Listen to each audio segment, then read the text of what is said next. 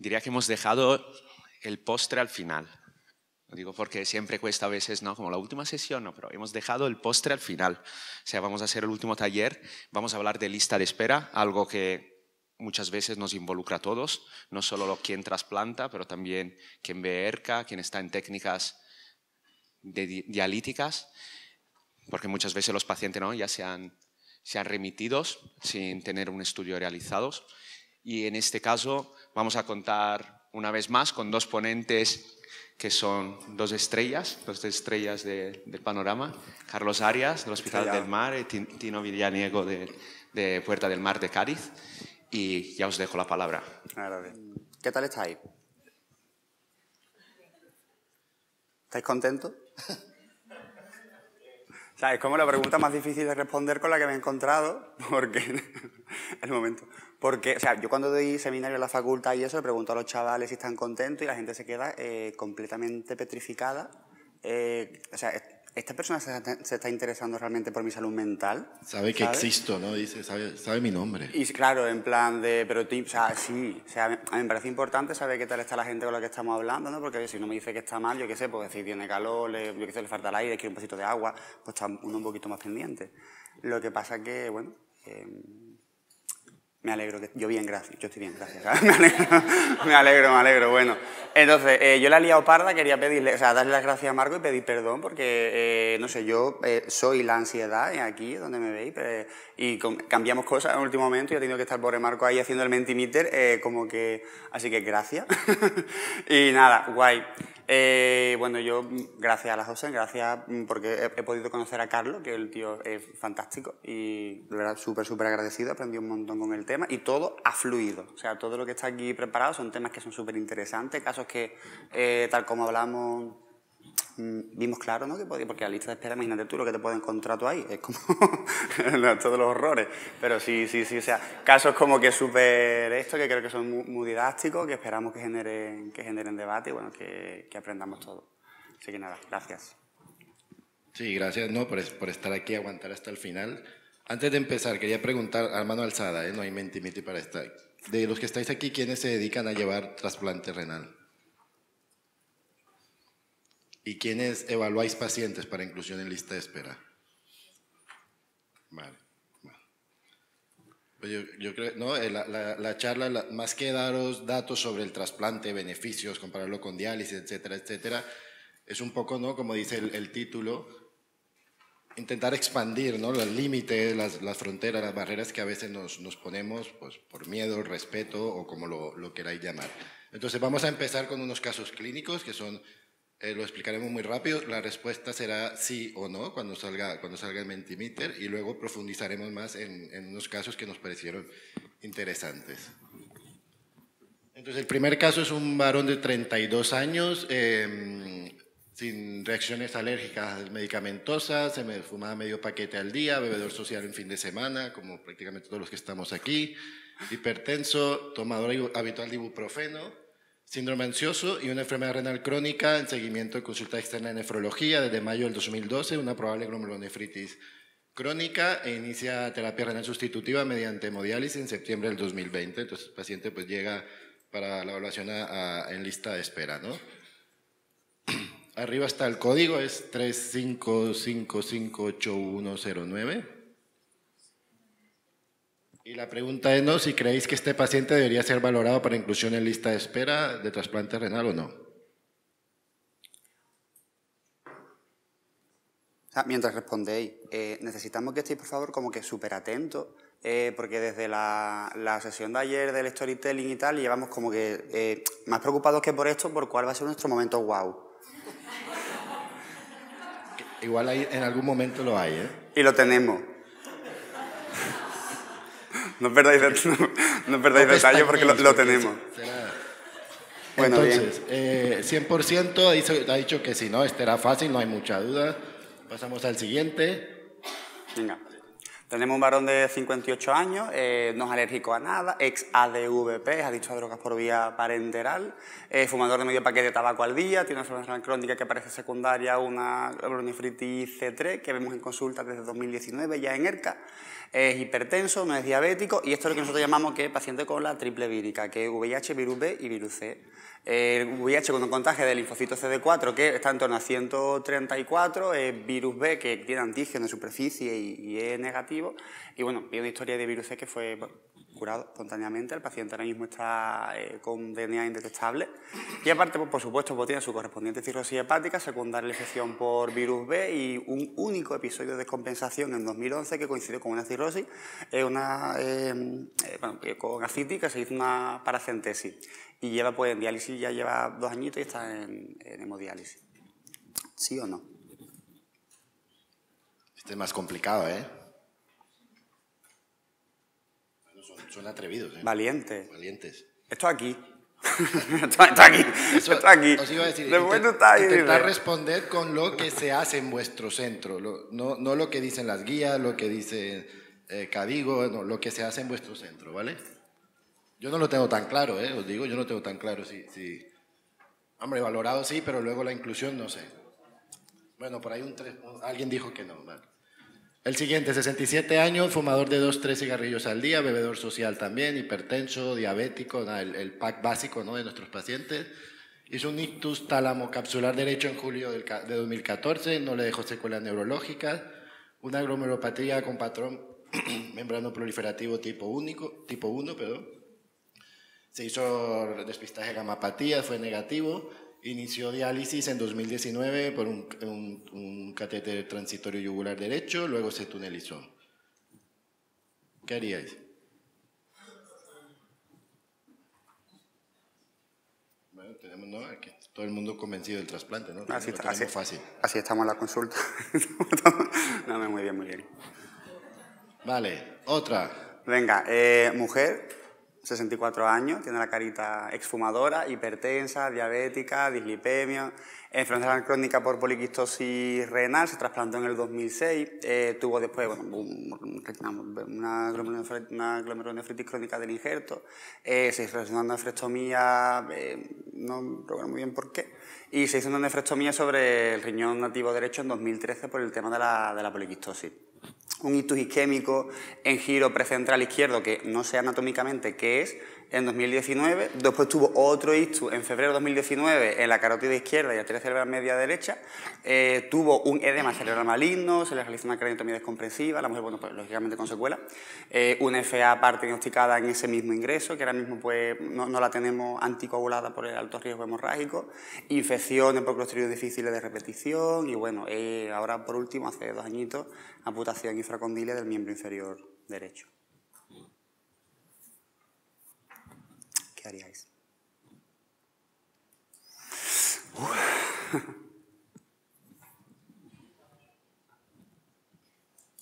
Alguien que haya dicho que no.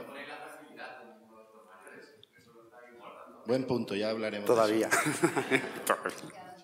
Alguien que haya dicho que no, que se atreva a explicar por qué no. O alguien que haya dicho que sí. ¿Qué se hizo con la paciente, Tino? La mujer ahora mismo está en hemodiálisis, permanece en hemodiálisis y no la tenemos incluida en lista de espera. Pero se valoró. O sea, yo creo que no está respondido no, porque si vamos a lo que habitualmente hacemos... Sí, estamos hablando de valoración, valoración, no inclusión, valoración. Si vamos a lo que habitualmente hacemos, si tengo a esta paciente y tengo otro que igual es un poco más joven, que lo veo con más características, voy a centrar mis esfuerzos en otro paciente y probablemente no. Entonces, por eso hago la pregunta, ¿cómo dicho que se queda en hemodiálisis, se llegó a plantear la valoración o directamente han hecho como haría yo y no la valoraron? No, bueno, la mujer, desde que tiene todo antecedente, no está valorada porque tiene varias, o sea, la mujer tiene una habitación de la calidad de vida importante, está encamada, deterioro cognitivo, aunque tiene muy buen apoyo familiar y todas las cosas que sabemos que son importantes, por supuesto, y amputada, o sea, que es que... y por trasplante, o sea, que la tenemos sensibilizada, la tenemos con un riñón está valorada... Respondí que sí, porque al final de cuentas, vale, es una paciente pluripatológica, está hecho en Cristo, pero al final de cuentas tiene 64 años, entonces le haces una FETAX, las arterias son viables, todo lo demás, pues podría ser candidata. Otra cosa es lo que ocurre pasado mañana, ¿no? Claro. Por la otra hito si vamos a cabo, pero valorarlo, no creo que hay que valorarlo. Perfecto. A ver, esto es, en la realidad es así, no es blanco y negro. Obviamente hay tonos intermedios. Os hago otra pregunta, ¿eh? Si esta misma mujer, la misma mujer, viene con su marido, 65 años, que quiere ser donante, ¿qué haríais?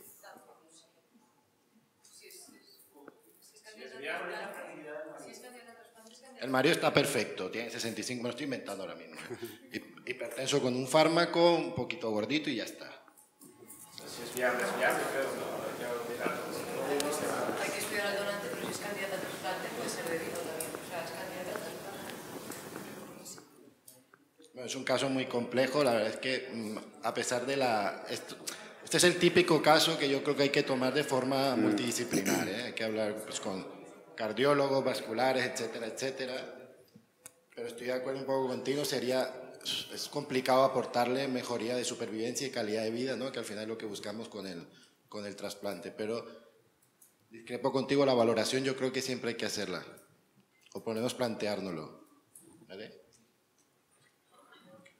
Otro, 82 añitos, sin alergias, exfumador de un paquete al día, casado, vive con su mujer, tiene una vida activa, sale a coger bolets, camina 5 o 10 kilómetros al día, que esto es más de lo que camino yo en una semana. Grupo A, 80 kilos, hipertenso con 2 fármacos, 14,8 de tensión habitual, un ecocardio normal, no es diabético, dilipémico con tratamiento con estatinas. Y bueno, nos viene con una enfermedad renal crónica no filiada, una posible nefroangiosclerosis, el cajón desastres entre no filiada, nefroangiosclerosis, a saber qué tenía. Está en seguimiento desde el 2006, hace una evolución de su enfermedad, va progresando, inicia diálisis en abril del 2019 y viene, porque lo han derivado, las sesiones las tolera bien, el hombre va a sus diálisis, luego se va a su casa tan tranquilo y eso lo tenemos para ver si le estudiamos para lista de espera o no.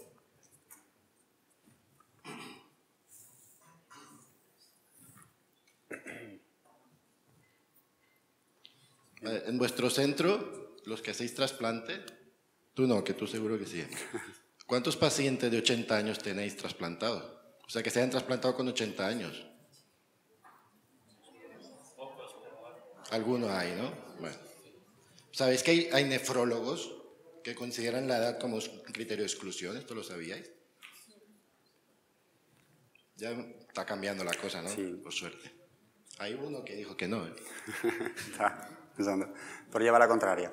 Y luego, último caso, tenemos un varón de 71 años, es tabaquismo desde hace 40 años, tomando el alcohol ocasional, hipertenso diabético dislipémico y hiperuricemia con alguna crisis de gota.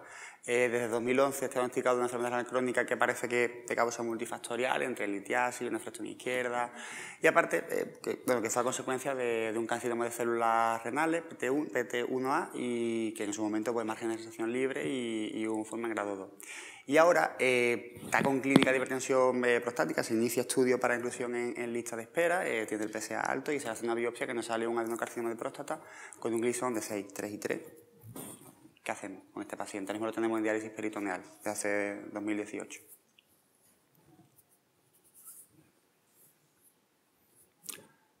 El no puede ser no pero, el sí puede ser sí pero, y si alguno tiene un pero, pues que nos lo diga.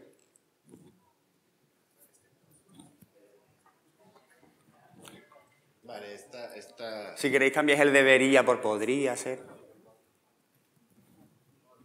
Vale, 60-40, bueno, hay un poco de discusión, ya veremos qué pasó. Vale, entonces ahora vamos con los casos, ¿no? El primer caso es Antonio, que es el señor de 82 años, aquel que salía a coger bolets. Recuerdo rápidamente, hipertenso, no diabético, dislipémico, está en diálisis desde abril del 2019 y acude a la consulta porque dice que quiere trasplantarse, entiende y conoce perfectamente su medicación, entiende los riesgos y no tiene un donante vivo. Primera pregunta, un poco de este caso. ¿Cuándo hay que derivar el paciente a lista de espera? Antes, ¿no? Perfecto. Está fácil esto, ¿no? Entonces, ¿consideras que es un paciente tributario de ser evaluado para trasplante renal? No, porque su expectativa vital es baja. No, porque no hay beneficio en supervivencia con el trasplante renal. No, porque el riesgo de mortalidad precoz es muy alto. O sí que iniciaría el estudio. No. ¿Quién será, ¿Quién será? Bueno, no vamos a preguntar quién es porque entendemos que el objetivo del Mentimeter es este, mantener el anonimato, pero si alguien quiere... Voluntariamente. Bueno, vamos a ver un poco, ¿no?, a cada una de estas respuestas. Dime. Está claro que uno lo que cuenta es la voluntad del paciente. El paciente quiere trasplantarse, entonces ya por esto creo que merece la pena que se incluya en lista. Y por supuesto se va a mejorar su calidad de vida. Entonces la pregunta es, ¿voy a mejorar su supervivencia con 82 años? Y la respuesta es que probablemente no. La supervivencia, aumentar supervivencia teniendo 80 años es muy complicado, Pero la calidad de vida, los 5 años que probablemente le queden al paciente, ¿cómo estaría mejor? Esta es la pregunta que nos tenemos que hacer. Obviamente teniendo en cuenta pues todo un poco lo que les voy a explicar ahora, ¿no?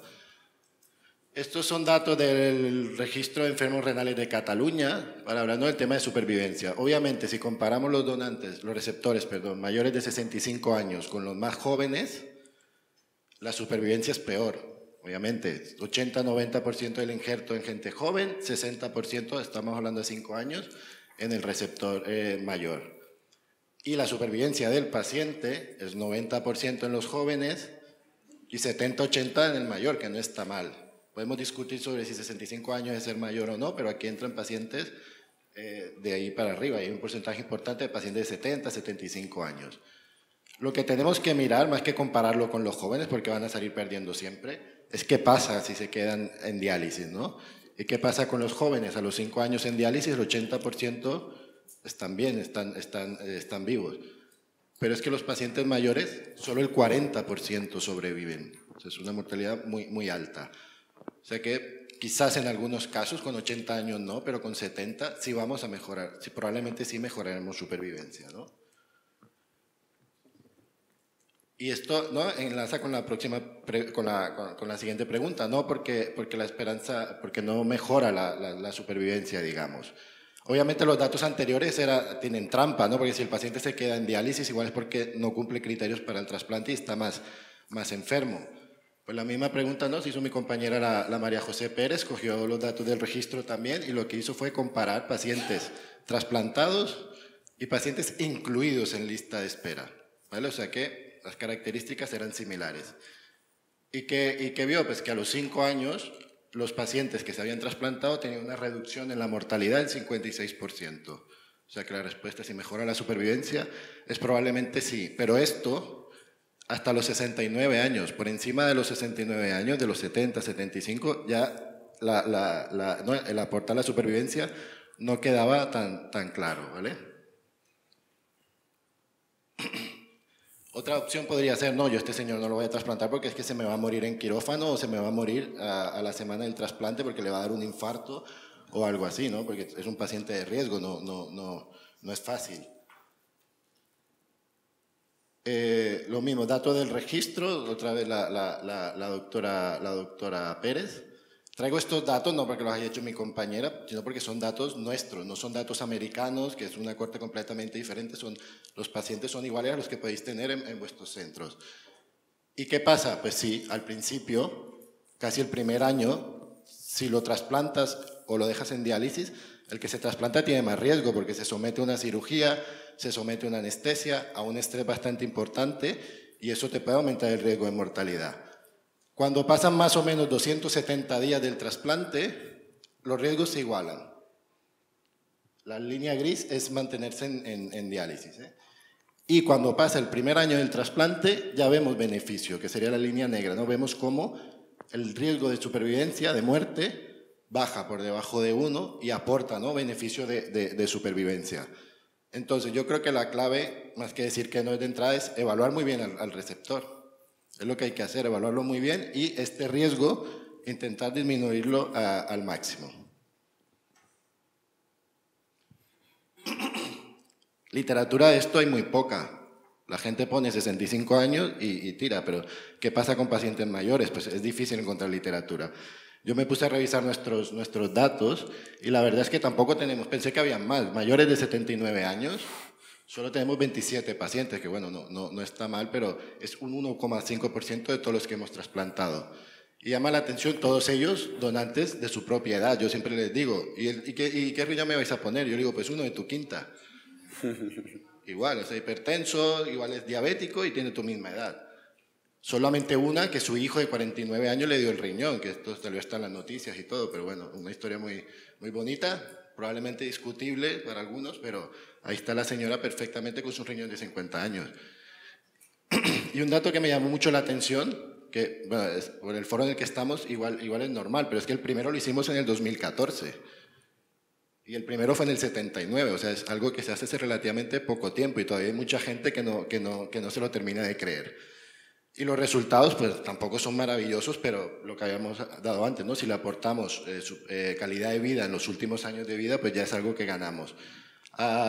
Seguimiento más o menos de un año y un poco más, el 60% de los injertos estaban funcionantes, el resto habían perdido el injerto y un 15% de mortalidad, que igual es un número considerable, pero no es un número, por lo menos para cerrar la puerta de entrada y no valorar a estos pacientes. ¿Y de qué se mueren? Pues lo que dicen los registros, infección, neoplasia y cardiovascular. Y esto nos tiene que hacer reflexionar, ¿no? En el post-trasplante, el tipo de inmunosupresión, etcétera, etcétera, también personalizarlo. No podemos tratar igual un señor de 78 años que un señor o una señora que tiene 50. Y Marco me decía, no le aporto supervivencia, pero probablemente calidad de vida también. Y digo probablemente porque no hay evidencia tampoco en gente mayor, ¿no? Que les hayan hecho encuestas y que haya mejorado la calidad de vida. En gente mayor no hay. Hay datos en, digamos, población general, trasplantada en general, que seguramente incluirá alguna de esta gente mayor. Y esta revisión sistemática que agrupó casi 500 pacientes, pues se ve que el trasplante mejoraba muchas cosas que están relacionadas con la calidad de vida. La función física, el dolor corporal, la salud mental, la vitalidad, y todo esto obviamente pues es, ¿no?, aportar calidad de vida a nuestros pacientes. Y esto, bueno, fue lo que todos contestaste. Entonces, muy rápido, lo que decía antes, lo importante en estos pacientes, más que el miedo a que les pase algo, es estudiarlos bien, es evaluar bien, es, ¿no?, tener que ese riesgo sea el menor posible. Simplemente, esto seguramente ya lo sabéis, lo que creemos que se debe hacer, ¿no?, para estudiar un potencial receptor. Hay algunos puntos que son un poco más, no controversiales, pero que se hacen diferente en los diferentes hospitales y que a veces no están muy claros las indicaciones, como por ejemplo el test de isquemia no invasivo. ¿Lo hacemos siempre? ¿Hay que hacerlo siempre? Pues no, como todo en la medicina, ¿no? Depende. Y muy importante que últimamente estamos ¿no?, trabajando muy bien en eso, es el screening de neoplasias, que muchas veces no le damos importancia, no lo ponemos en nuestro checklist y es muy importante porque, lo que les dije antes, se mueren más de cáncer que luego de un rechazo humoral. Yo iba a preguntar por el aceptarse con contraste. Por ejemplo, con nuestros urólogos, si no tienen aceptado con reconstrucción con contraste, es una pelea. Pues la pelea en mi hospital fue porque los vasculares querían con contraste y los urólogos no. ¿Vale? Y a nosotros nos va mejor sin contraste porque valoramos muchos pacientes en ERCA. Pues tú ves allá y dile, oye, pues en el mar me hacen esto, que me llamen.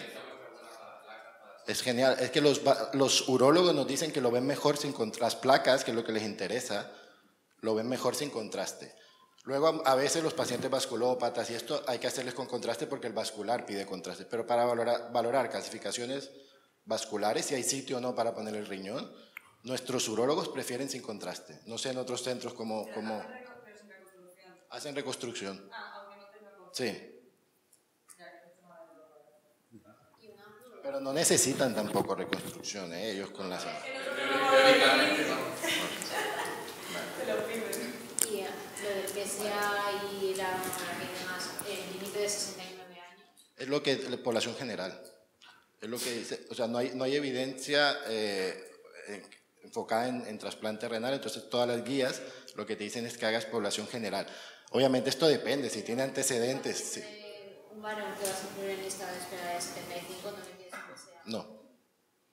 No, algún susto igual puedes tener, pero de 100 igual hemos tenido uno que luego ha tenido un adenocarcinoma. Pero como veremos después, quizás no es relevante ni siquiera eso. Aunque tenga el adenocarcinoma, igual no importa. Hay que tener en cuenta, sobre todo a estos pacientes, ¿no?, que son pacientes mayores, muchos de ellos con mucha patología cardiovascular, frágiles, el tiempo que están en diálisis, ¿sabe? Que sabemos que eso es, este paciente o los pacientes mayores o se trasplantan ya, o dentro de tal le da un infarto, le da un ictus, le da algo y ya sí que no. Entonces, somete al paciente igual a estudios, pruebas, que pueden no aportar los beneficios, van a retrasar la inclusión en lista de espera, la inclusión en el trasplante. Es decir, a lo mejor, pero hemos dejado de todos modos. El screening de neoplasia en lista de espera puede dar para una charla completa, pero la conclusión al final es que hay muchos screening y el de próstata es uno de esos, que lo único que hace es alargar el tiempo de evaluación. Luego no aporta beneficios de supervivencia, ni de mayor detección de cáncer, ni mayor prevención de cáncer, ¿eh? Solo aporta demorar el estudio. Y nosotros lo hacemos así. Si tiene 71 años, yo ya no le pido el PSA. Al menos que me explique clínica, como en el caso que comentamos. Rápidamente, evaluación cardiológica. Nosotros le hacemos ecocardiograma a todos los mayores de 50 años y vemos que tiene cardiomegalia o hipertrofia ventricular en el electro, si tiene algún soplo que no era conocido, hipertensión severa y que tiene un ecocardiograma que se hizo hace más de 2 años, si lleva más de 2 años en diálisis y no tiene un estudio previo o no tiene uno actualizado. Y también hemos visto que hemos tenido algunas complicaciones con hipertensión pulmonar que no le dábamos mucha importancia. Y ahora la estudiamos un poquito mejor y los pacientes con factores de riesgo para hipertensión pulmonar también queremos tener un ecocardio actualizado. En cuanto al test de isquemia no invasiva, esto también podríamos estar debatiendo toda la mañana de eso, porque tampoco está bien establecido el beneficio que tiene, cuándo hacerlo, cuándo no hacerlo. Nosotros lo que hacemos es que si tiene historia cardiopatía isquémica, le hacemos un test no invasivo. Y si tiene 3 o más factores de riesgo cardiovascular, que me diréis, bueno, pues que todos lo tienen. Probablemente sí, porque son pacientes de alto riesgo cardiovascular y tienen que ir bien estudiados de su situación cardiológica, ¿no?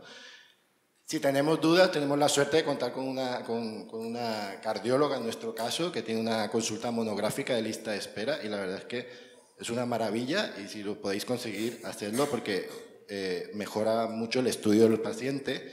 A veces igual pecamos de exceso, pero vamos más tranquilos al trasplante, sobre todo con los pacientes estos tan expandidos, ¿no? Y eso, si el test es invasivo, le suelen pedir un cateterismo. Si es positivo no revascularizable, hay que individualizar. No es un criterio de exclusión, como veremos más adelante. Si el paciente está asintomático, el test de isquemia no tiene ahí unas zonas muy afectadas, seguramente se podrá trasplantar sin ningún problema. Si el CATE es positivo y se puede revascularizar, pues, y tiene clínica, no, perdón, se revasculariza si tiene clínica, es lo que quería decir. Y si es negativa, pues nada, es negativo y se incluye en lista. Me preguntaban por ahí por la fragilidad, ¿no? Yo creo que, sobre todo en los pacientes mayores, es fundamental medir la fragilidad, porque es independiente de la edad, pero obviamente los pacientes mayores tienden a ser más frágiles y nosotros hemos visto, y bueno, hay datos en la literatura, que impacta muchísimo en los resultados del trasplante, ¿no? Impacta en mortalidad precoz y no creo que sea un criterio de exclusión que esté frágil o no, porque se puede intervenir, pero sí yo creo que hay que tenerlo identificado y se debería evaluar en todos los pacientes en lista de espera. No, es que eso es muy complicado, necesito mucha infraestructura para hacerlo y la verdad es que no, es muy fácil evaluar la fragilidad. Hay muchos métodos, hay muchas escalas, la que más se ha utilizado en trasplante es la de los criterios de Fried, que son 5 criterios, la verdad es que son muy sencillos de evaluar. Pérdida de peso involuntaria, sensación de agotamiento, que es una pregunta, es cuántos días sintió que lo que hacía le costaba mucho trabajo. Si te dice que son más de 3 días, da un punto. Disminución de la fuerza muscular, que se hace con un dinamómetro, que vi ahí dinamómetros de 40 euros en Amazon. Cuña publicitaria. Luego la actividad física, se hace un walking test, la marcha lenta, pero la actividad física es preguntarle cuánto tiempo camina y la marcha lenta es hacerlos caminar, un minuto. Luego hay otra más sencilla, pero es menos sensible, digamos, porque son todas, es más subjetiva. Son 5 preguntas que se le hacen al paciente. Esto tardas 1 minuto y cada pregunta es un punto y según los puntos pues vemos si no es frágil, si es prefrágil o si es frágil. Y me preguntaréis, bueno, ¿y qué hacéis con los frágiles? Pues ahora mismo no estamos haciendo nada así establecido, estamos haciendo un estudio, un randomizado de prehabilitación multimodal versus tratamiento estándar, que nos está costando mucho reclutar pacientes porque tienen que ir a hacer ejercicio y esto, y ya veremos los resultados. Pero hay datos americanos que se ha visto que si un paciente que es frágil le haces una intervención de aumento de actividad física y esto, la fragilidad mejora y luego los resultados probablemente también mejoren. Y también mejora después del trasplante. Hay unos ejercicios físicos que se llaman ejercicios, pues alguna vez lo tenéis mirar. A mí me gusta mucho y los pacientes con los que lo he probado que se llaman Vivir Fire y son 4 ruedas de 4 niveles. Los ponen 5 ejercicios de andar, rehabilitación muscular muy sencilla, como una rueda con quesito, que es muy sencillo de explicar. Y bueno, los pacientes incluso algunos se pican porque pierden el nivel más bajo. Y es bueno, que conseguir que eso está muy bien. Se puede hacer un ranking, ¿no? En la lista, en la sala. Es una foto que le imprimes una hoja, los días lo ven en el hospital y de ahí la saca como la siguiente que compra la consulta de día. Sin duda, y es muy beneficioso para los pacientes que hagan alguna actividad física, o sea, les mejoran muchos aspectos de su vida. Bueno, ¿y qué pasó con Antonio? Era un caso real, pues aquí está, mirad lo que mono, esto es después del trasplante, se trasplantó en junio del 18, tenía 79 años, se fue de alta el día 7, la donante fue una mujer de 80 años, que os dije, una de su quinta, 20 horas de isquemia fría, y al final alcanzó una creatinina nadir de 1,5, que no está mal, ¿no? Con 79 años. Nos hizo 2 ingresos por sepsis urinaria durante los 3 años, y ahora lo tenemos con tacroprednisona y hasta donde se está bien. Bien. Yo me estaba acordando ayer con lo del paciente este de Modomi, de este tipo de paciente, porque en verdad es como lo mismo, ¿no? Es decir, que tú sabes que un paciente mayor, un paciente frágil, que va a dar te va a requerir un poquito más de atención, lo va a tener que ver más, va a tener que hacer un esfuerzo mayor para que el paciente igual comprenda la medicación, igual ingresa alguna que otra vez, el estudio tiene que ser más exhaustivo, ¿vale? Pero no por ello debemos descartarlo. Bueno, pasamos al segundo caso. Se llama Miguel, y recordamos que es nuestro varón de 58 años, grupo A, el ex ADVP, que bueno, sabemos que tiene VIH, que ahora mismo está con 134 CD4, carga viral indetectable, virus B con antígeno en superficie negativo, DNA también indetectable y un virus C que fue curado espontáneamente. Ahora mismo, en la actualidad, asegura no ser consumidor de sustancias tóxicas, solamente fuma medio paquete de tabaco al día. Y bueno, lo tenemos en hemodiálisis. Viene a nuestras consultas porque su mujer, su pareja, desea donarle un riñón. ¿Qué opinamos? 4 opciones. No, la confección VIH-virus C está curado, pero bueno, la confección VIH-virus C resulta una contraindicación para el trasplante renal. No, dado que el paciente todavía sigue fumando. Sí, pero no para trasplante de vivo, o sí, incluido el trasplante de vivo. Marco, no has sido tú desde el tabaco, ¿no? Entonces, vale. Bien, bueno, pues la gran mayoría, ¿no? Yo creo que pues, casi todos, ¿no? Lo estudiaremos para trasplante, incluido trasplante de vivo. Hay algunos que piensan que sí, pero igual no para trasplante de vivo, y alguien que lo desestimaría porque sigue fumando. Vale. Bueno, primera opción. ¿Vale? Tenemos aquí, bueno, sabemos que los pacientes que viven con VIH pues tienen una mayor incidencia, ¿no? Una mayor probabilidad de desarrollar enfermedad renal crónica que la población general. La prevalencia en las series generales oscila en torno a un 4,8% y series españolas lo sitúan en torno a un 5%, y en pacientes mayores de 65 años llega a ser hasta un 26%. factores, todos los que queráis. Glomerulopatía asociada al VIH, tratamiento antirretrovirales. Estos pacientes pues sabemos que también suelen tener mayor componente cardiovascular, diabetes, hipertensión, desnutrición, ¿vale? Y bueno, esto es un poquitín antiguo, pero vemos desde el año 85 hasta el 2000 se habían triplicado los centros de diálisis en los que se notificaban que tenían pacientes con VIH, ¿no? Tenemos aquí dos trabajos. Este primero que me parece que es bastante interesante, que, bueno, porque según lo que está mirando, pues todo el mundo lo cita, o sea que en el que describen por primera vez que los pacientes con VIH que estaban en diálisis, ¿vale?, había mejorado su supervivencia respecto a lo que del año 90 hasta el año 2000. Aquí, bueno, procedimientos cortitos, lo que había, tenían que publicarlo, pero bueno. Y luego esta serie es un estudio español donde dicen que sí, que bueno, que aunque un poquito más reciente, del 2011, que decían que sí, que aunque esto había mejorado, pero la supervivencia de los pacientes en diálisis con VIH seguía siendo inferior a la de la población general. Más tarde, era en 2018, es un trabajo americano en el que ajustan por todos los factores de riesgo habidos y por haber, e identifican que, bueno, y hacen dos comparaciones, los pacientes con VIH y los pacientes con infectado VIH y virus C, y nos lo comparan entre si era población caucásica o población no caucásica o pacientes principalmente afroamericanos. Descubrimos que la infección por VIH en el análisis multivariante no se comportó como un factor de riesgo para mortalidad de los pacientes caucásicos en diálisis, pero sí en la población afroamericana, y la coinfección por virus VIH y virus C, tanto en caucásicos como en no caucásicos.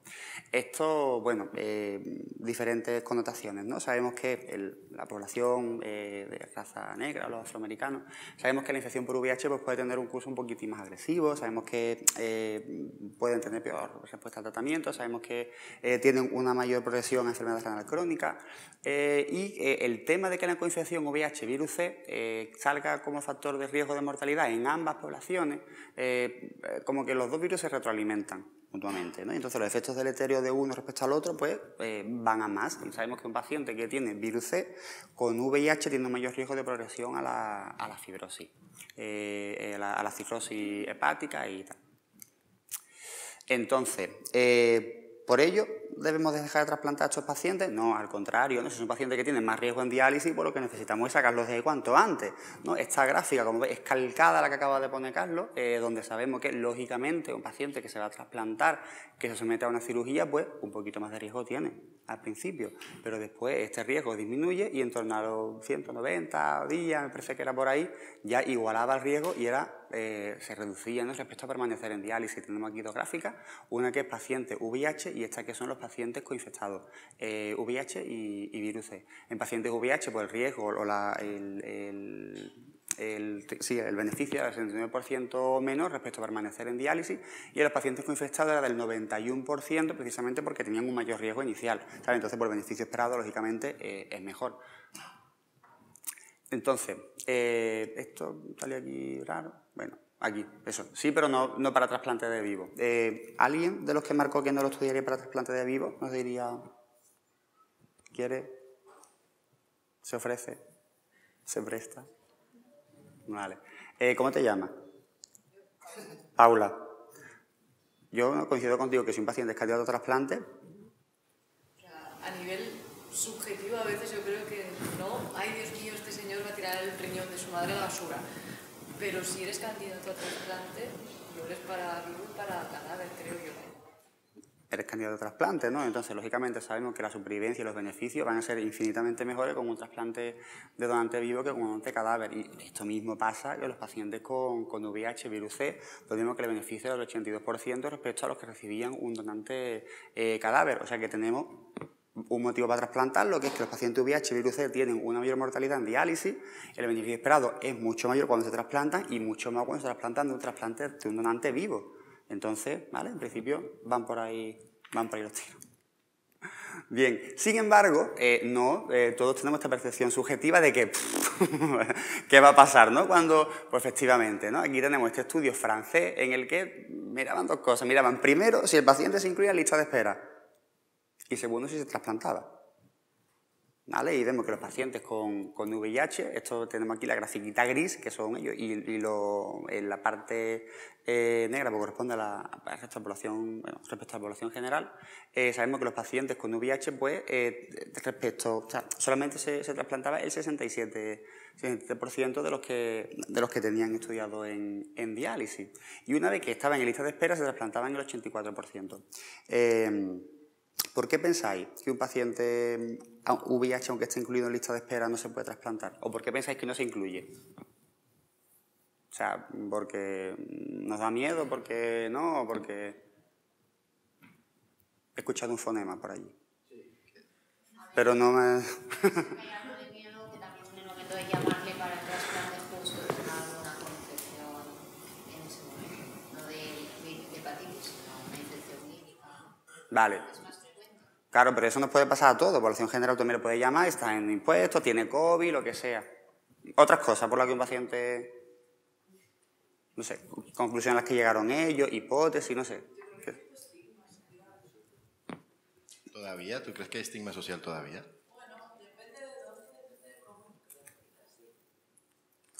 Es verdad que ellos justo hacen una nota que dicen la valoración la hacía un solo nefrólogo de inclusión en lista de espera y realmente no atendía un algoritmo claro y en cierta parte podía ser, pero no debería ser. Más cosas. Que estamos ya aquí... Venga. Tengo una pelota de ahí de estas que se aprietan para la fístula, que había pensado en tirarla y tirar la pelotita, pero bueno, da igual, ya no voy a ir para allá porque me salgo de plano, entonces. Sí, dime.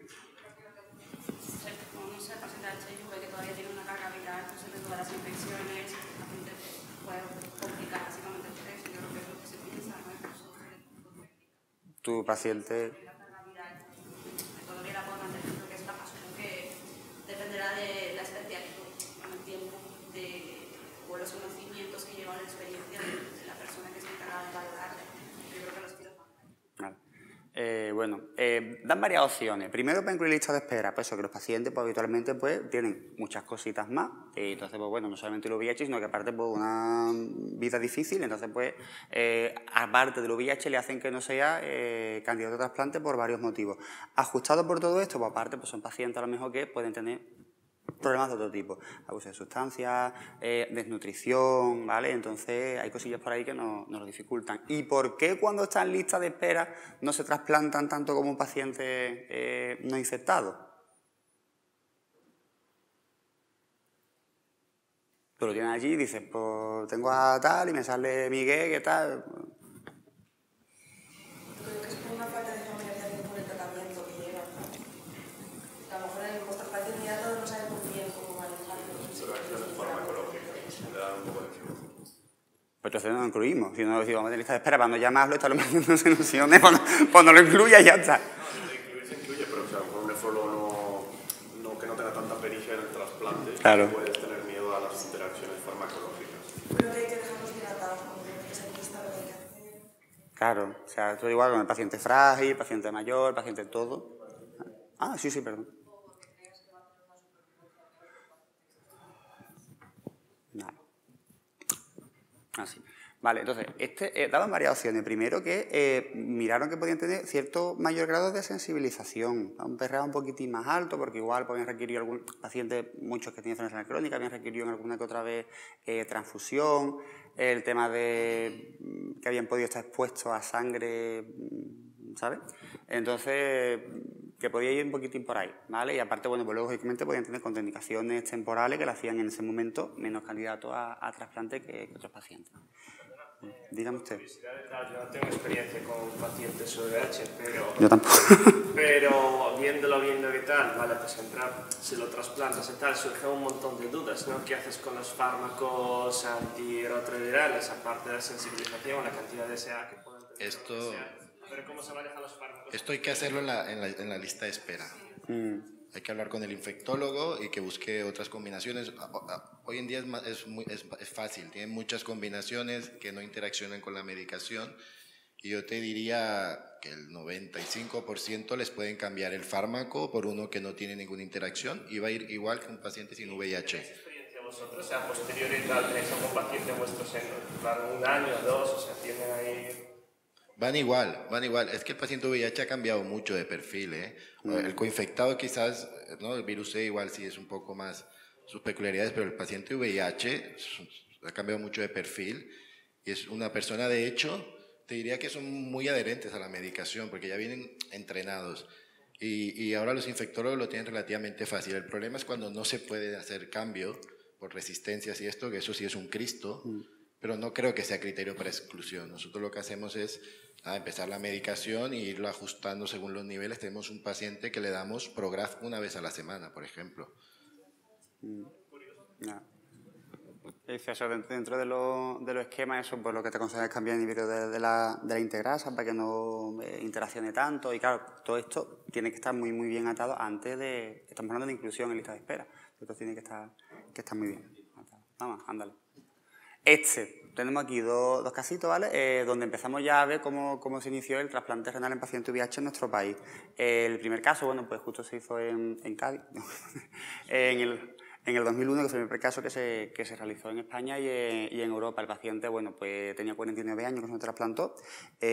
Bastante bien. Tuvimos ese problema con la interacción, que recibía tacro una vez cada 2 o 3 días. Y bueno, tuvo un rechazo que se trató y estupendamente luego. Bueno, pregunté el otro día, el paciente ya había fallecido, pero la evolución fue muy buena. Y luego, un par de años más tarde, pues ya sale una serie publicada con 10 casos en nuestro país, que ya son estudios multicéntricos, donde se ve que la evolución pues fue bastante buena, ¿no? Entonces, ¿no? Los requisitos para poder tener paciente VIH y trasplantarlo. Lo primero es tener un correcto seguimiento del tratamiento antirretroviral, que la carga viral sea indetectable durante al menos 3 meses, que el recuento de CD4 sea mayor a 200 por mililitro. El nuestro tenía 134, ya veremos un poquitín luego qué hacemos con él. Y que tenga ausencia de infecciones oportunistas los 6 meses previos, de leucoencefalopatía y que lo siga el especialista, el infectólogo, justo por todo esto, ¿no? Porque tenemos que ponernos de acuerdo de una vez que este paciente se incluya en lista de espera, sea candidato para trasplante y empiece con... Todo esto tiene que estar bien atado y que no quede en duda y que no haya... ¿vale? Los que habéis votado, o la que ha votado que el paciente se puede trasplantar porque fuma. ¿Cuántos pacientes llegan de alta y el paquetito aquí, en plan, ¿sabes qué? Es brutal, o sea, en plan, a ver, agáchese usted parado y hace... Lo estoy dejando, ¿no? Claro, lo he dejado de los 10 días que llevo ingresado, no he fumado, y tú, bueno, tal. Pero usted le dijeron que no podía fumar antes del trasplante. No, sí, pero es que ahora estoy muy nervioso, lo estoy pasando muy mal, estoy con muchas cosas. Y tú, sí, bueno. Entonces, que eso. O sea, que un paciente fume, para que, a ver, que fuma, igual fuma, pero igual hay algunos que te lo dicen. Que no son tontos. No, yo me tomo mis quelantes, yo hago no sé qué, yo hago tal, yo me tomo media de esto de pan moreno con jamón yo y está. Entonces, y no fumo, y yo me quiero trasplantar, entonces, claro, o sea, realmente el tabaquismo en sí no es una contraindicación absoluta para que un paciente no se trasplante, ¿vale? Que sí, que sabemos que van a ir peor, la supervivencia del injerto va a ser menor, la mortalidad va a ser menor, lógicamente, ¿vale? ¿Por qué? ¿De qué se van a morir los pacientes trasplantados que fuman?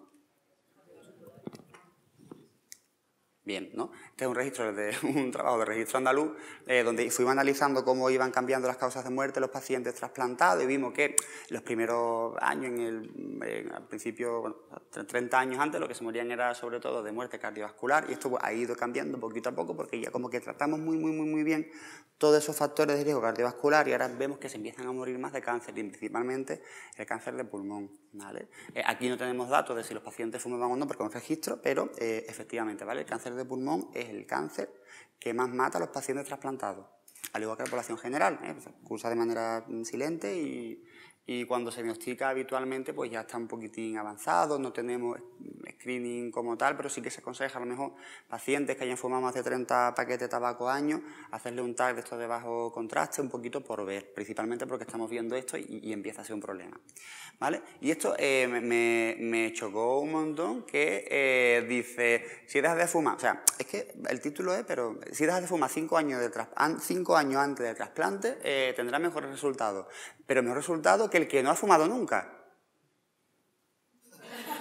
Este no es el momento guau, lo prometo, ¿sabes? O sea, es que, es como... ¿Y esto por qué puede ser? O sea, yo lo que quiero es que no le digáis a uno, tú fumas y cuando te vayas, y 5 años antes de trasplantarte, no sé, eso no lo vamos a hacer nunca. Pero, no sé, ¿por qué pudo salir esto?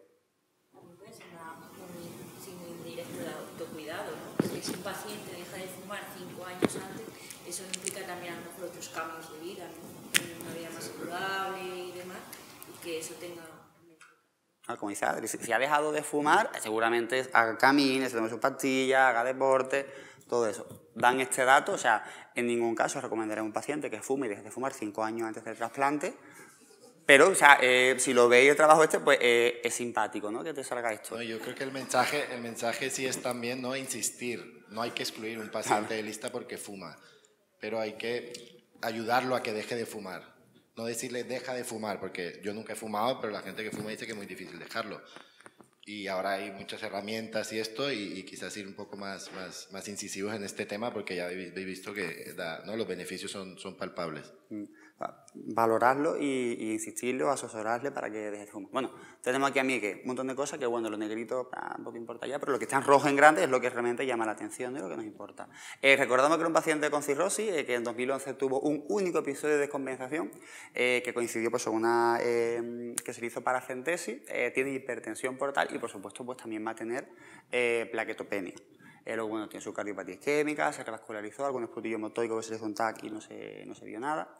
Y, ¿consideras aún que es un paciente tributario a ser evaluado para trasplante renal? Sí, pero no para trasplante de vivo. Sí, incluido para trasplante de vivo. No, dado que la cirrosis y la plaquetopenia contraindican la cirugía. Y sí, además plantearía trasplante combinado hepatorrenal.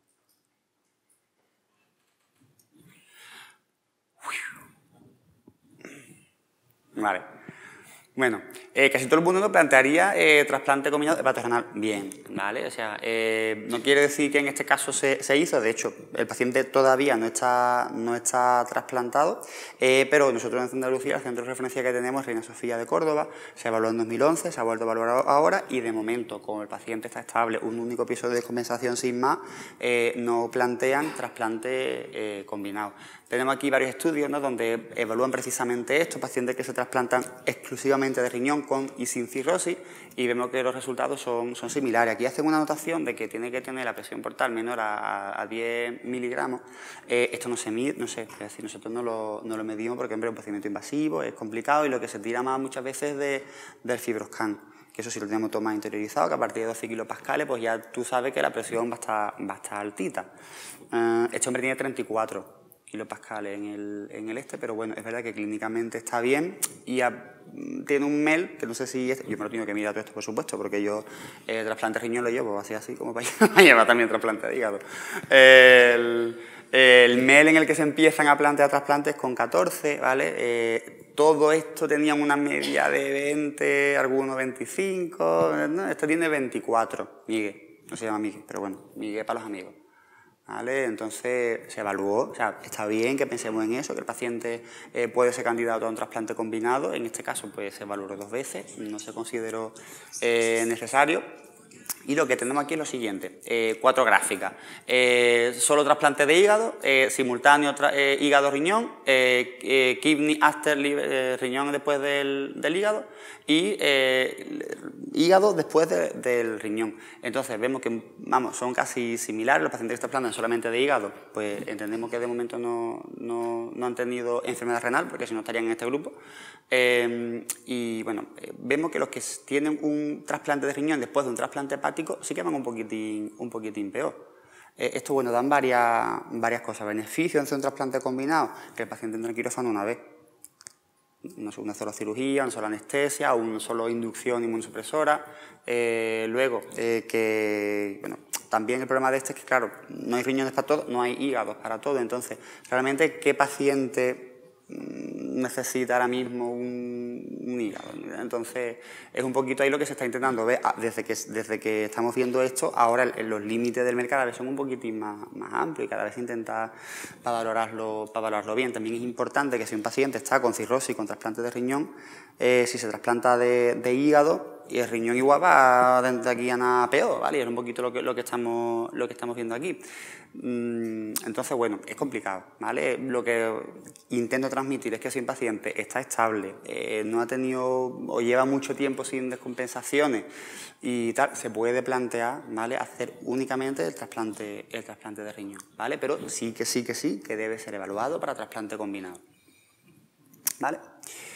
Las plaquetas, pues las plaquetas se va a trasplantar de vivo, ¿vale? Ya os lo digo, está pendiente de que sea en cuestión de esta semana o la que viene. Las plaquetas, pues como se va a trasplantar de vivo, pues todo se hace organizado, se hace bien, se prepara, se habla con el hematólogo, se habla con el anestesista, se habla con todo el mundo que se tenga que hablar y se hacen todas las reservas de las cosas que se tengan que hacer para que la cirugía vaya bien. Y los CD4, que estaban ahí un poquitín por debajo del límite que nos planteábamos. Estaban 200 para meterlo en lista de espera, nosotros tenemos con 134, pero vamos a trasplantar. ¿Qué pasa?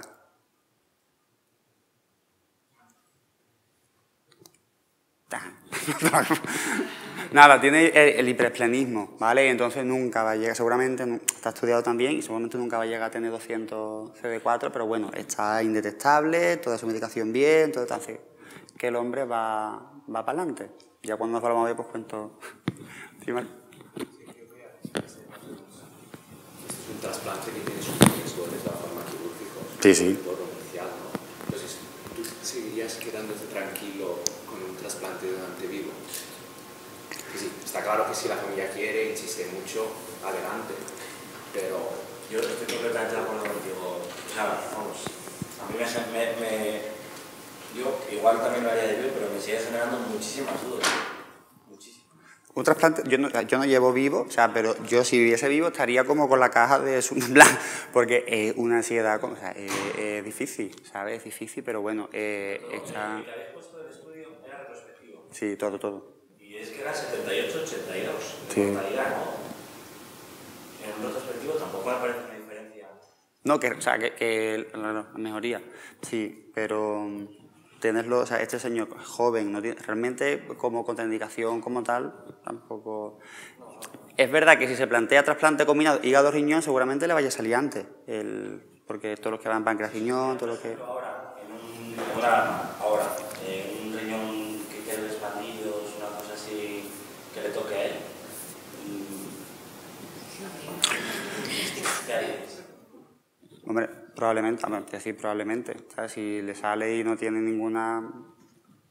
Hombre, realmente contraindicación como tal no tiene, que le va a dar más beneficio Es que también se puede ver con la otra cara, ¿no? Si el paciente está muy justo, si te va a intentar hacer un vivo, vas con todo programado, corriendo muchos menos riesgos que una cirugía a las 4 de la mañana que a lo mejor te llega a Es que nosotros pensamos que... Yo creo que quizá hay que dar la vuelta, es un paciente tan límite que igual tienes que ir a la mejor opción posible. Sí, pero hay siempre una duda moral que lo que es el esfuerzo de la pareja, que si fuera se pueda. Es decir, que vas a tener un paciente monoreno donde sabemos que no se puede asegurar que al 100% no tenga ninguna progresión. En definitiva, por eso que tenga complicaciones. Claro, pero entonces es lo mismo que cuando te vas a un tercer trasplante, que muchas veces se guarda el vivo para última opción, vivo emparentado, ¿no? Porque vas gastando... Pero ahí no tienes un cadáver, que es un patio. Pero quiero decir, el paciente está tan justo que a lo mejor es muy discutible. O sea, en este paciente gastarías la bala del vivo, ¿ya? ¿Perdón? O sea, en este paciente ya gastarías la bala del vivo, lo que tú dices, o le tendrías un año en lista de espera. Esto me lleva ya, vamos, no sé realmente en lista de espera, no sé el tiempo que lleva, pero está requete dado toda la vuelta. No te sé decir exactamente, pero está requete... No creo que esté incluido, ¿no? No, este lo tenemos parado. Es decir, ¿cuándo ha completado el estudio? No te sé decir exactamente cuándo. Pero sí. Es un caso complejo. Este paciente tiene contraindicación relativa para el trasplante, es así. Y la donación de vivo quizás le da la ventana que necesita por lo que decían allí, por la programación que lleva y esto. No tendrá mucho chance de trasplantarse en lista de espera este señor, porque con unas plaquetas de 40 y pico mil no lo van a meter a las 6 de la mañana.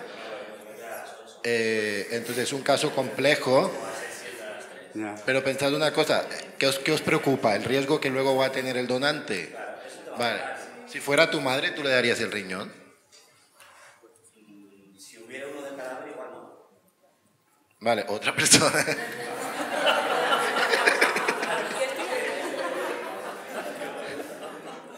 Vale, no hay de cadáver. No hay. Es grupo 0 y tiene PRA del 99%.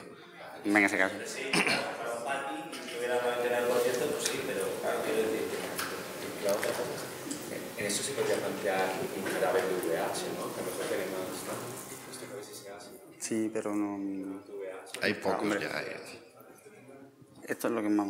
Nosotros Bueno, tenemos seguimos, esto porque... ¿no? Discutimos al final. Por todo lo que más le va... Entonces, bueno... Esto ya está. Vale. Tercer caso, Jauma.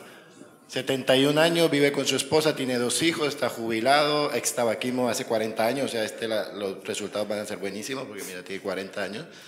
Alcohol ocasional, hipertensión diabética, dislipémico, hiperuricemia con gota, y es una enfermedad renal crónica diagnosticada en 2011, causa multifactorial, ponemos ahí una nefrectomía, una litiasis, una nefrectomía parcial izquierda por un carcinoma de células renales, que era un PT1A, márgenes de resección libre, esto significa que es un Fuhrmann grado 2, o sea, de bajo riesgo, digamos. Y el señor nos llega ya en estudio de una hipertrofia prostática benigna, que lo habían detectado bueno, en su centro, y estaba pendiente de una biopsia renal, ¿vale? Había iniciado DP en 2018, lo vemos por primera vez en mayo del 19. Nos traía un SPEC también del 2018 que tenía un isquemia inferior a apical ligera al nivel de esfuerzo, o sea, tenía un isquemia inferior y apical ligera, básicamente.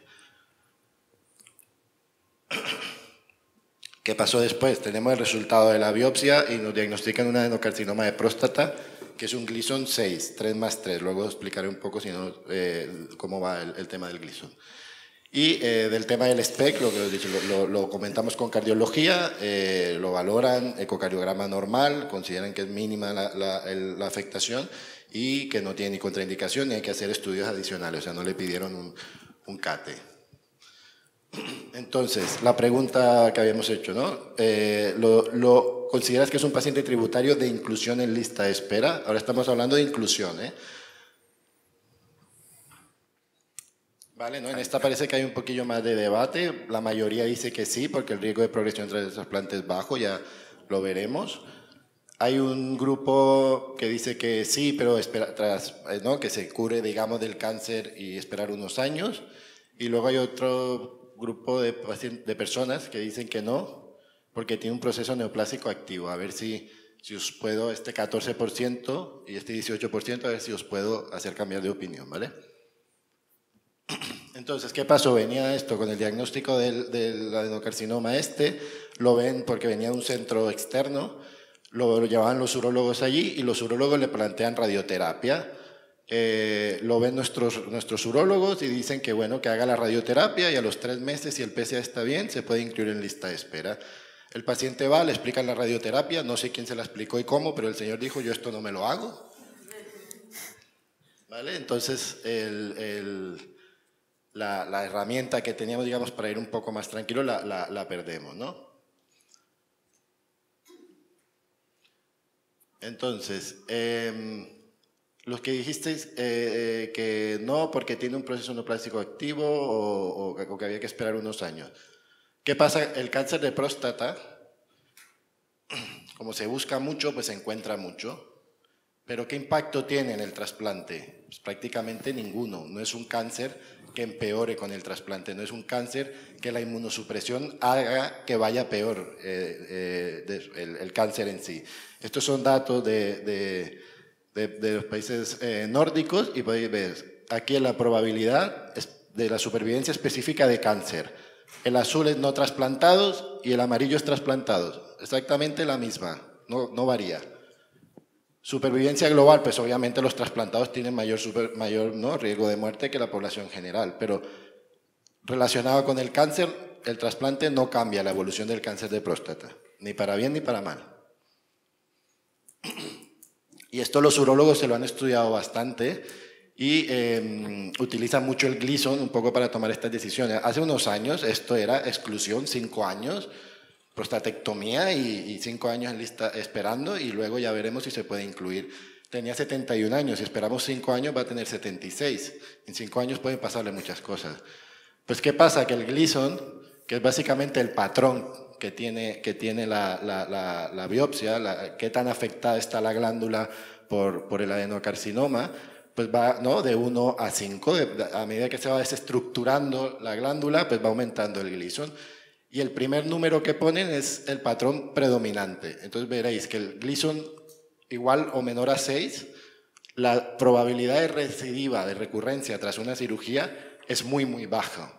O sea, es un tumor bastante benigno, no benigno, pero poco agresivo. Me diréis, no, es que el Gleason 7 ya cambia. Sí, sí que cambia, pero depende. ¿De qué depende? Si es un Gleason 3-4, es decir, que el patrón predominante es una infiltración que la infiltración se puede diferenciar, digamos, la infiltración del tejido sano. Si es 3-4 es muy diferente a si es 4-3. O sea que el Gleason 7, 3-4 prácticamente lo podemos agrupar con los Gleason 6. Ya con el Gleason 7, 4, 3 y 8 y esto ya la cosa cambia y es diferente, ¿eh? Entonces, ¿qué pasó? El paciente se negó a la radioterapia, lo reevaluaron nuestros urólogos, el urólogo que se dedica a cáncer de próstata, y dijo, le hizo una resonancia, salió un PIRAS-2, que esto porque no es muy malo, y dijo, vamos a hacer vigilancia activa, que es lo que están haciendo ahora los urólogos. O sea, ni radioterapia, ni prostatectomía, porque la prostatectomía tiene muchos efectos secundarios, impotencia, incontinencia. ¿Y qué le hacen? Pues les hacen PSA, resonancia, y a la mínima que cambie algo, una biopsia. Creo que al año siempre les hacen una biopsia de seguimiento. Y fueron lo que decidimos hacer con este señor y lo incluimos en lista de espera. Y mirad aquí, primera visita, mayo del 19. Perdimos casi un año con la historia del adenocarcinoma. Lo pusimos en lista el 17 de febrero, el 21 de febrero ya estaba trasplantado. Lo que decía al principio, lo único para lo que nos sirve un poco, no lo único para lo que nos sirve, hay que hacerlo, pero muchas veces solo nos aporta retrasos en la inclusión. El señor se trasplantó, está con una creatina de 1,5, 1,7, le van siguiendo los urólogos el adenocarcinoma de próstata, le hicieron una biopsia, creo que fue al poco más del año por temas de pandemia y esto, y aumentó a Gleason 7. Entonces, hostia, pues la hemos liado, ¿no? ¿Ha progresado el tumor? No, tranquilos, que es un Gleason 3-4, me dijo el urólogo, seguimos haciendo lo mismo y mantiene un PSA indetectable y le van haciendo seguimientos cada 6 meses.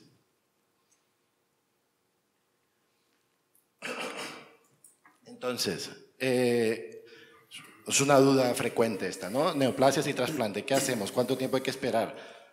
¿Quién se puede trasplantar con una neoplasia o qué tipo de neoplasia? Los que están contraindicados, un mieloma múltiple sin tratamiento curativo o cualquier cáncer, independiente de los que están aquí abajo, que no se pueda tratar, eso es contraindicación para el trasplante, eso está claro.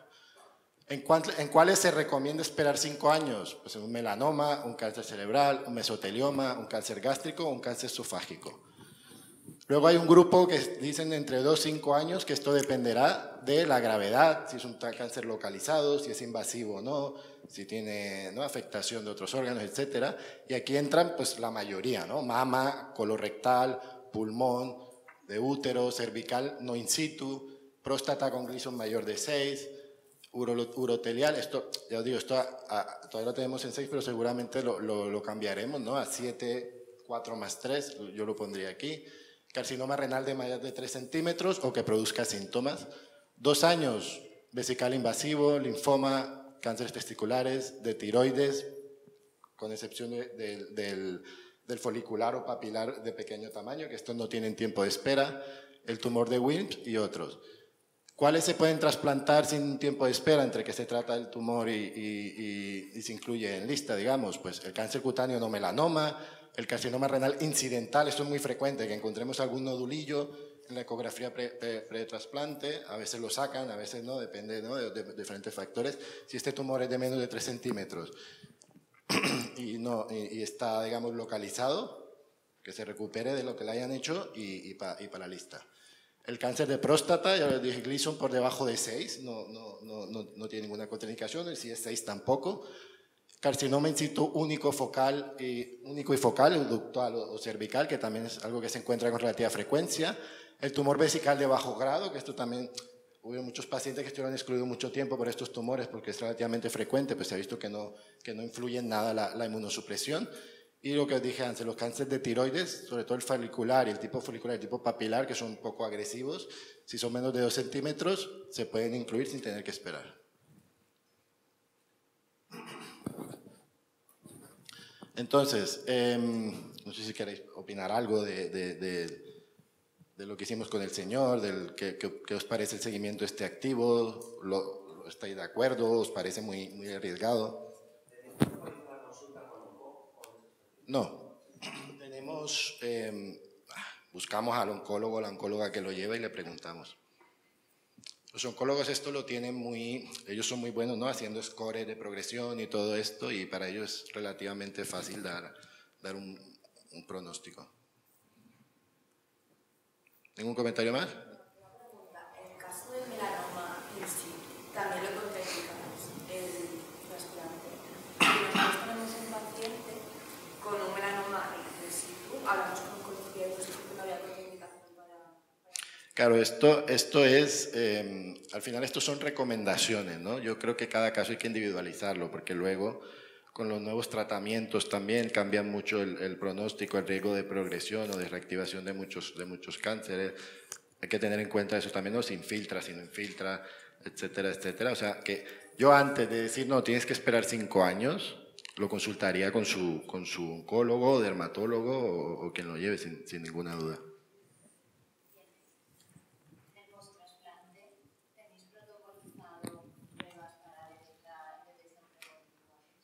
Tenemos el protocolo, lo actualizamos el año pasado porque era un punto que teníamos bastante, lo hacíamos muy mal, el screening de neoplasia. Y desde hace un año intentamos hacer una visita cada 2 años, que sea un poquito más larga son 5 minutos más, para mirar esto, por lo menos que se esté haciendo el screening poblacional, que lo haya visto algún dermatólogo o dermatóloga, y hacemos un poco de screening cardiovascular también, ver que tenga el ecocardio actualizado y esto, porque es que estos pacientes luego se mueren por estas cosas. Dedicamos el 95% del tiempo a preocuparnos por la creatinina y los anticuerpos, y lo otro lo dejamos un poco de lado. O sea que ahora sí lo tenemos protocolizado, pero en el último año. No me pregunta, ¿no? Parece. Sí. Sí, bueno, no viene tanta población, pero en el caso del donante, si le encuentras una próstata, el Gleason también es extrapolable.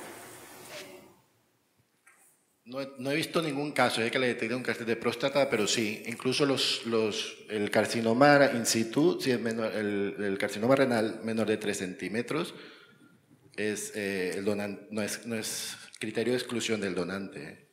O sea que el de próstata yo diría que lo mismo. Adri, ¿tú querías? Sobre todo lo del mieloma múltiple, que yo creo que como ha sido más novedoso, y lo del trasplante de médula ósea, ¿cuál es vuestra relación con Hemato en ese tema? ¿Llegáis a haber hecho algún trasplante de médula ósea porque queréis hacer un trasplante renal? El problema de nuestros pacientes cuando hacen mieloma es que suelen ser pacientes mayores, comórbidos, y que muchos se mueren antes de poder acceder a un trasplante de médula ósea. No hemos vivido ninguno, ¿eh? También es verdad que yo creo que depende del centro. En nuestros centros no se hace trasplante de médula ósea, entonces son menos agresivos, digamos. Pero el problema de estos pacientes es eso, que tienen una mortalidad tan alta que es que no da tiempo casi ni de estudiarlos. Nosotros tuvimos una amiloidosis en 1 de 50 y un gran debate entre era primero el cáncer o primero el riñón. Y hay poca cosa descrita por la edad, es cierto, y al final ahora el señor se ha representado, bueno, se ha hecho el absólogo y todavía se incluirán en la lista y tiene 50 y pocos, pero es una amiloidosis, o sea que... Sí, la contraindicación es en tratamiento curativo. Obviamente, si se trasplanta de médula ósea y se cura, ningún problema. Entonces, mensajes para llevar a casa. Una pregunta por allí.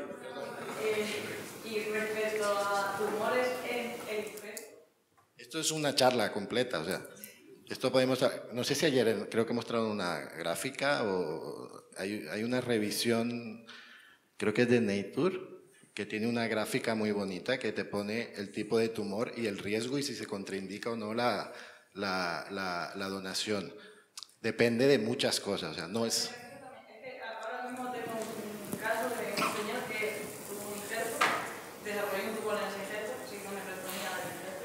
Han pasado ya 4 años, que en este tiempo no se llega a estudiar, pero tampoco ha tenido valoración realmente. Ahora a mí me han pasado hemodiálisis y le he planteado volver a estudiarlo para incluirlo. Pregunta si se debería incluir, yo creo que sí.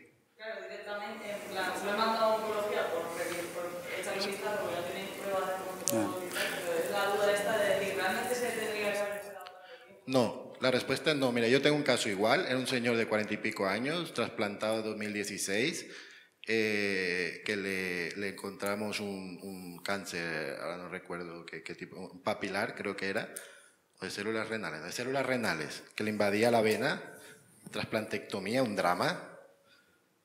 Además llegaba yo de vacaciones, me encontré, entraba el señor a quirófano casi, y lo han dejado en exclusión 2 años. 2 años, que en 1 año el señor podrá estar en lista y esperemos que se trasplante. Se fue a domiciliaria por eso, que le salvó la vida también.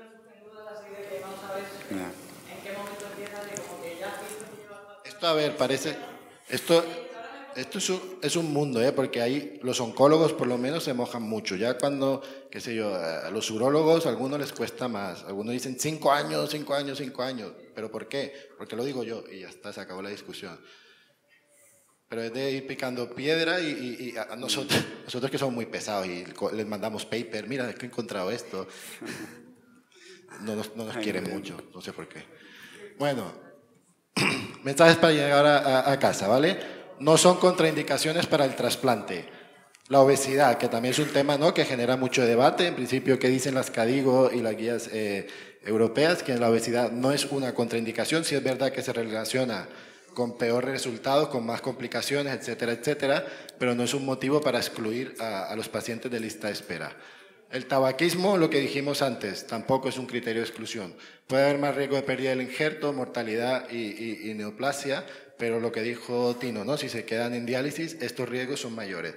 El alcoholismo sí que se relaciona con mayor pérdida de injerto y mortalidad y se recomienda obviamente que la persona no tenga un alcoholismo muy activo, más por el riesgo de adherencia que por otra cosa. Dime. Recuerdo, pero ¿las guías europeas de urología no lo contraindicaban? Lo contraindicaban, pero ahora, claro, nosotros nos guiamos por las que digo. Ahora se personaliza, porque también hay, más que el IMC, es la obesidad abdominal, lo que más valoran ellos. Y cada vez se van relajando un poco más con los criterios, por lo menos en mi centro es así. Yo sé que hay hospitales que IMC de 35 y ya ni lo estudian para lista de espera. También es verdad que los programas de bariátrica también están expandiendo mucho sus criterios y es una opción a tener en cuenta también. Y ahora los tratamientos con GLP-1, ahora hay más herramientas. O sea que si tenéis pacientes obesos por ahí olvidados, darles una vuelta porque tienen más opciones.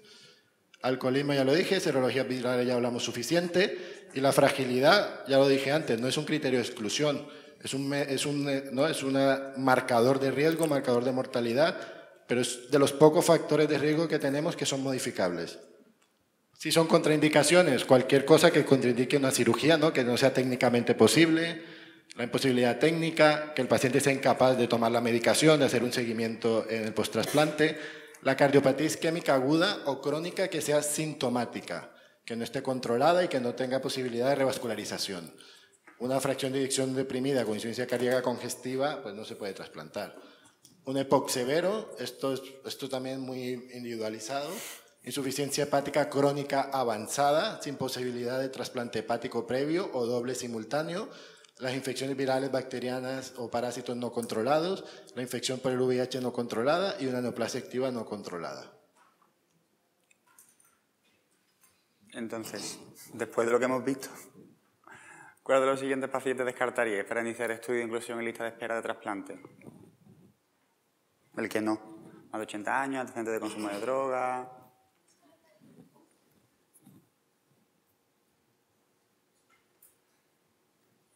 es para iniciar estudio, no para inclusión. Bueno, aquí fallamos porque no pusimos la opción de ninguna de las anteriores, ¿no?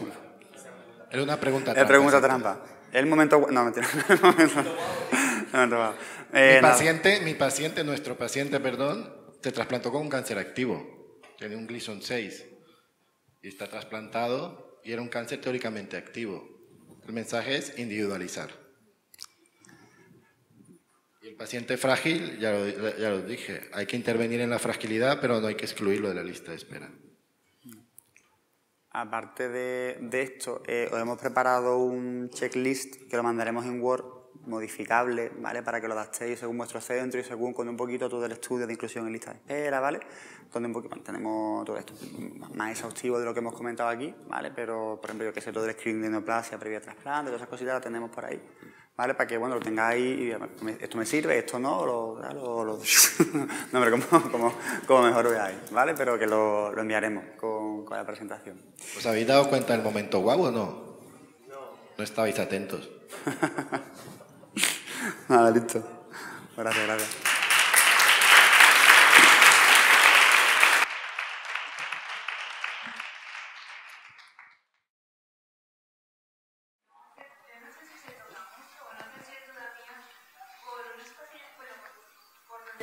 Y por los pacientes que llevo en el centro, en el hospital donde estaba, que muchos de estos pacientes no se valoran por anestesia nunca.